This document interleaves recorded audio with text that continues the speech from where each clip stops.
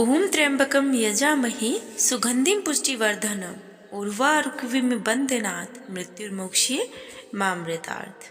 जय श्री कृष्ण। हम सब मिलकर के फागुन मास की कथा को सुन रहे हैं, जिसमें चंचला ब्राह्मणी देवताओं के चरणों में गिर पड़ी तथा उन बुद्धिमान ब्राह्मण ने कृपा पूर्वक उसे उठाया और इस प्रकार कहा।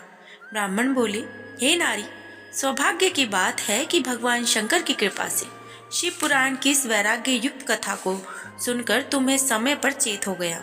हे ब्राह्मण पत्नी, तुम डरो मत, भगवान शिव की शरण में जाओ। शिव की कृपा से सारा पाप तत्काल नष्ट हो जाता है। मैं तुमसे भगवान शिव की कीर्ति की कथा कहता हूँ। तुम उस परम वस्तु का वर्णन करूंगा तुमसे, जिससे तुम्हें सदा सुख देने वाली उत्तम गति प्राप्त होगी।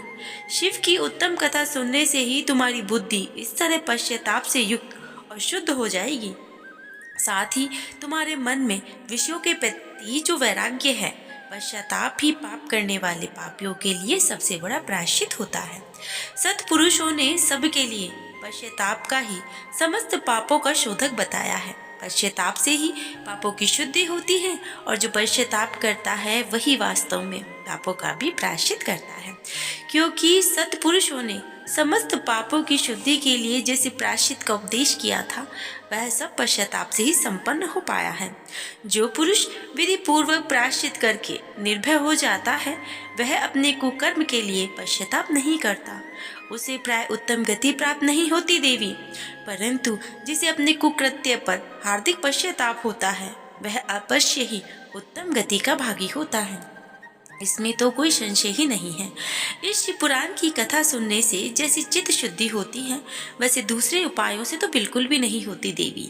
जैसे दर्पण साफ करने पर निर्मल हो जाता है, उसी प्रकार इस शिव पुराण की कथा को सुनने से चित्त अत्यंत ही शुद्ध हो जाता है। इसमें संशय नहीं है।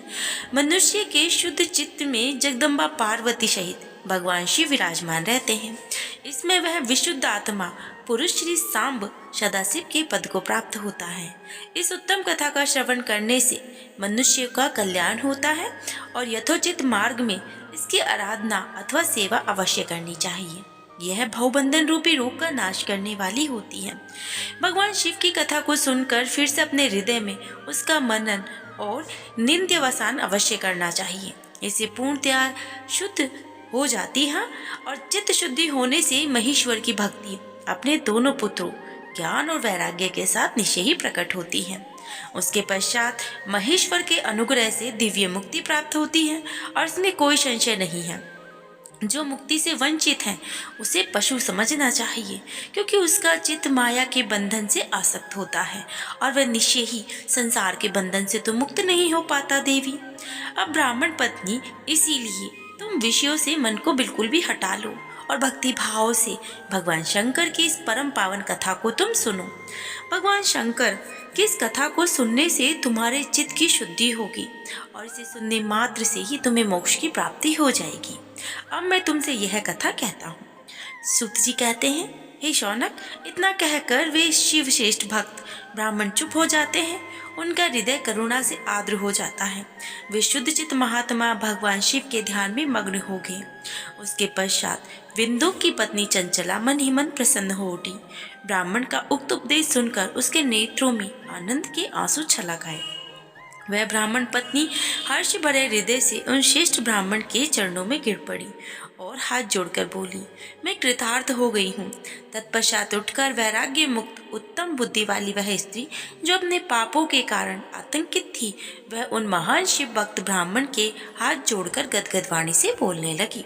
चंचला ने कहा कि हे ब्राह्मण, शिव भक्तों में श्रेष्ठ, हे स्वामी, आप धन्य हैं, परमार्थदर्शी हैं और आप सदा परोपकार में लगे रहते हैं, इसलिए श्रेष्ठ साधु पुरुषों में प्रशंसा के योग्य हैं। मैं नरक के समुद्र में गिर रही हूँ, आप मेरा उद्धार कीजिए, उद्धार कीजिए प्रभु, उद्धार कीजिए।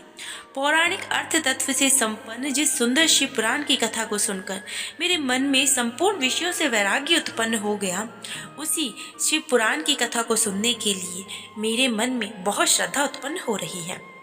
सूती जी कहते हैं, ऐसा कहकर हाथ जोड़कर उनका अनुग्रह पाकर चंचला उस शिव पुराण की कथा को सुनने की इच्छा से मन लिए हुए उन ब्राह्मण देवता की सेवा में तत्पर वहां रहने लगी।